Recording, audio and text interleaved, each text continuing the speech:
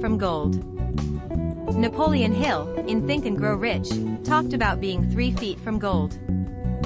One of the most common causes of failure is the habit of quitting when one is overtaken by temporary defeat.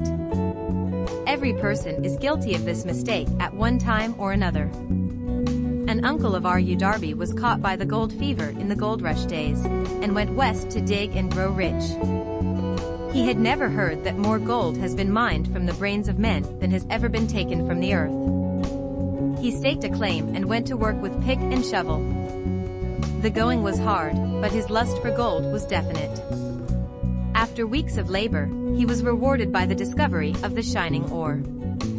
He needed machinery to bring the ore to the surface. Quietly, he covered up the mine, retraced his footsteps to his home in Williamsburg, Maryland, told his relatives and a few neighbors of the strike.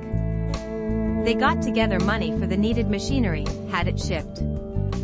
The uncle and Darby went back to work the mine. The first car of ore was mined and shipped to a smelter.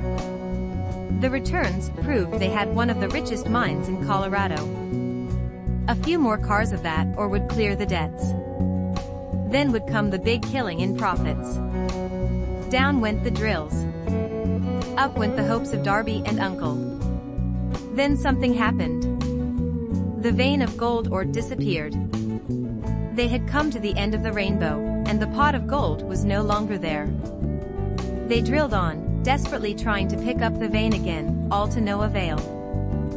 Finally, they decided to quit. They sold the machinery to a junk man for a few $100s, and took the train back home. Some junk men are dumb, but not this one. He called in a mining engineer to look at the mine and do a little calculating. The engineer advised that the project had failed, because the owners were not familiar with fault lines.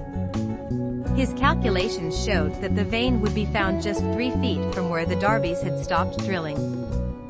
That is exactly where it was found. The junk man took millions of dollars in ore from the mine, because he knew enough to seek expert counsel before giving up.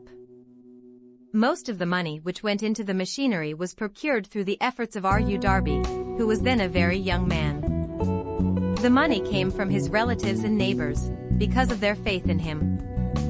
He paid back every dollar of it, although he was years in doing so. Long afterward, Mr. Darby recouped his loss many times over, when he made the discovery that desire can be transmuted into gold. The discovery came after he went into the business of selling life insurance.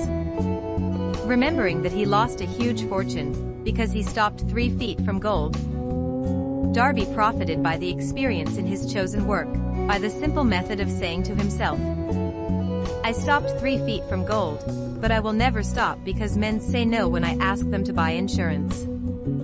Before success comes in any man's life, he is sure to meet with much temporary defeat, and, perhaps, some failure. When defeat overtakes a man, the easiest and most logical thing to do is to quit. That is exactly what the majority of men do. A special thank you from the heart